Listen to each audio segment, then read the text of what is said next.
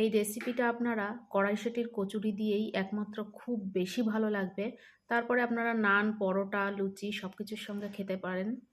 নমস্কার বন্ধুরা, সিবি কিচেনে আপনাদের সবাইকে স্বাগত। আজ আমি আপনাদের দেখাবো নতুন আলুর দম। এই ছোট আলুর দম খেতে খুবই সুস্বাদু। আর তার জন্য আমি এই রেসিপিটা আজ আপনাদের সঙ্গে শেয়ার করব।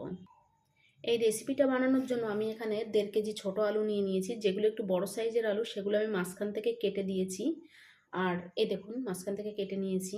এবার আমি এই রেসিপিটির জন্য আমি আগে আলুটাকে একটু হাফ সেদ্ধ করে নেব। তার জন্য আমি আলুটাকে প্রেসার কুকারে দিয়ে দিচ্ছি।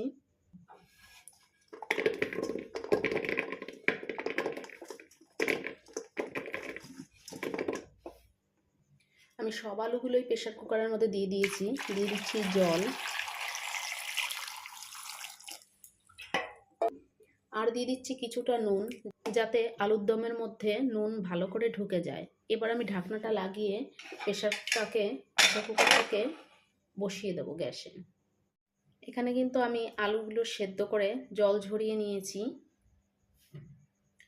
আর রান্নাটা করার জন্য আমি এখানে বড় সাইজের 2টো টমেটো কেটে নিয়েছি। এখানে আমি 4টে পেঁয়াজ কুচিয়ে নিয়েছি। এখানে নিয়ে নিয়েছি কিছুটা ধনেপাতা আর 4টে কাঁচা লঙ্কা। এখানে আমি কড়াই বসিয়ে দিয়েছি। কড়াইতে দিয়ে দিচ্ছি সাদা তেল। আমি প্রথমে আলুগুলো ভেজে নেব। কড়াইতে দিয়ে দিচ্ছি খুব সামান্য নুন, যাতে আলুগুলো লেগে না যায়।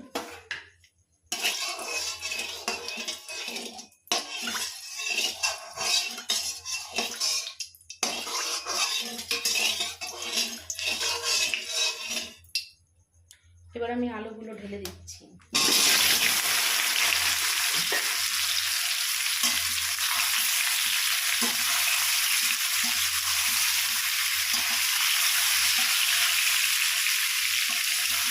আলুগুলো আমি 3 থেকে 4 মিনিট ভেজে নেব। আলু ভাজা হয়ে গিয়েছে, আলুগুলোকে এবার আমি নামিয়ে নেব।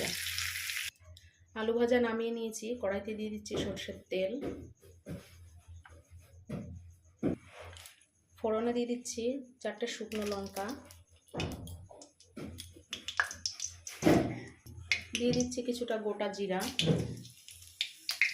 দিয়ে দিচ্ছি 3টে এলাচ, কিছুটা লবঙ্গ আর কিছুটা দারচিনি।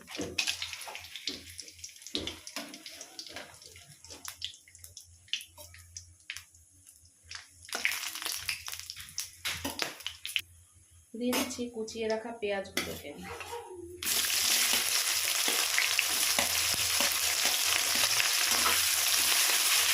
পেঁয়াজগুলো আমি কিছুটা নাড়াচাড়া করে রেখেছিলাম। একটু পেঁয়াজটা লাল লাল করে ভেজে রাখি।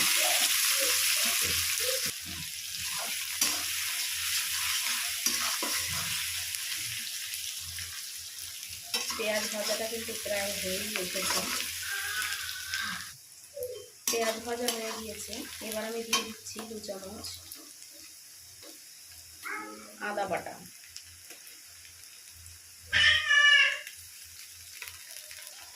দিয়ে দিচ্ছি 1 চামচ রসুন বাটা। এবার আমি আবার একটু নাড়াচাড়া করে নিচ্ছি।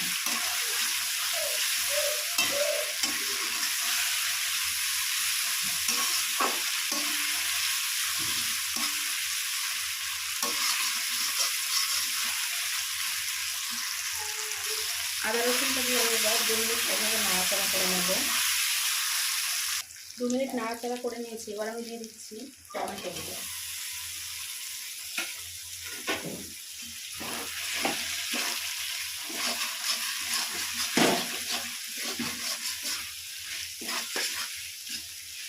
এবার আমি কিছু গুঁড়ো মশলা অ্যাড করব। দিয়ে দিচ্ছি 2 চামচ জিরা গুঁড়ো। ঝালের জন্য দিয়ে দিচ্ছি 2 চামচ শুকনো লঙ্কার গুঁড়ো।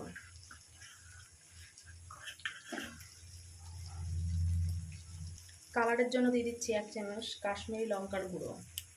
আবারও আমি মিশিয়ে নেব নাড়াচাড়া দিয়ে। আমি এই টমেটোগুলো খুব ভালোভাবে সেদ্ধ হওয়ার জন্য দিয়ে দেবো সামান্য নুন। দিয়ে দিলাম খুব সামান্য নুন। এবার মশলাটাকে আমি 4 থেকে 5 মিনিট কষিয়ে নেব। আমি দিয়ে দিচ্ছি সামান্য জল।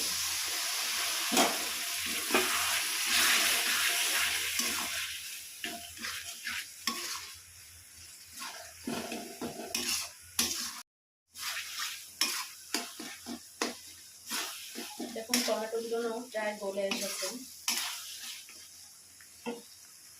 মশলাটা কিন্তু কষানো হয়ে গিয়েছে। আমি দিয়ে দিচ্ছি স্বাদ মতো নুন,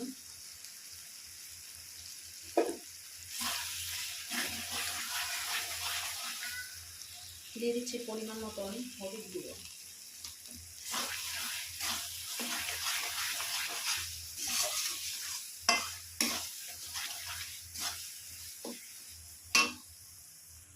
দিয়ে দিচ্ছি 1 চামচ চিনি।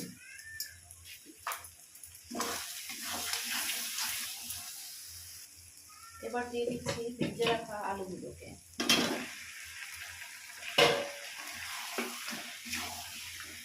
ভালো করে মিশিয়ে নেব।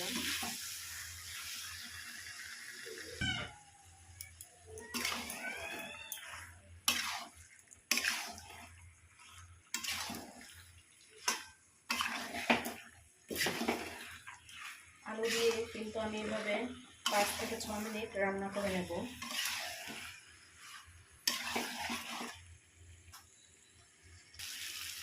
কষানো হয়ে গিয়েছে। এবার আমি দিয়ে দেবো জল।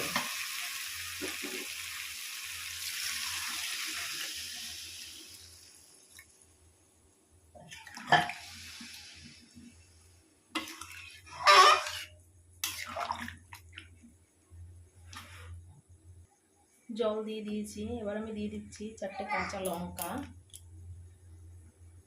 এবার আমি ঢাকা দিয়ে দিলাম। এবার আমি ঢাকনাটা নামিয়ে নিচ্ছি।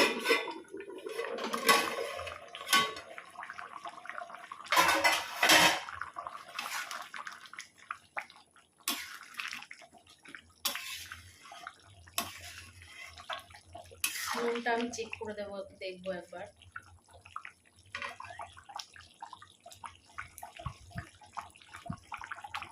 আমি আরো 1/2 চামচ নুন দিয়ে দিচ্ছি। রান্নাটাও কিন্তু প্রায় হয়ে এসেছে। এবার আমি দিয়ে দেবো কিছুটা ধনেপাতা কুচি। ওপর থেকে ছড়িয়ে দিচ্ছি ধনেপাতা কুচি। আবার একটু নাড়াচাড়া দিয়ে নিচ্ছি। এই নতুন বিরি আলুর রেসিপি আপনাদের সঙ্গে শেয়ার করলাম। ভিডিওটা কেমন লাগলো অবশ্যই কমেন্ট করে জানাবে। এবার আমি গ্যাসটা বন্ধ করে দিচ্ছি।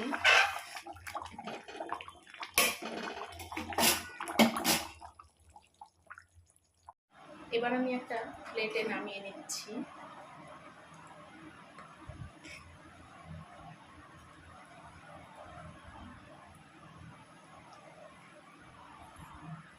ওপর থেকে ছড়িয়ে দিয়েছি ধনেপাতা। আর ভিডিওটা আপনাদের কেমন লাগলো কমেন্ট করে জানাতে ভুলবেন না।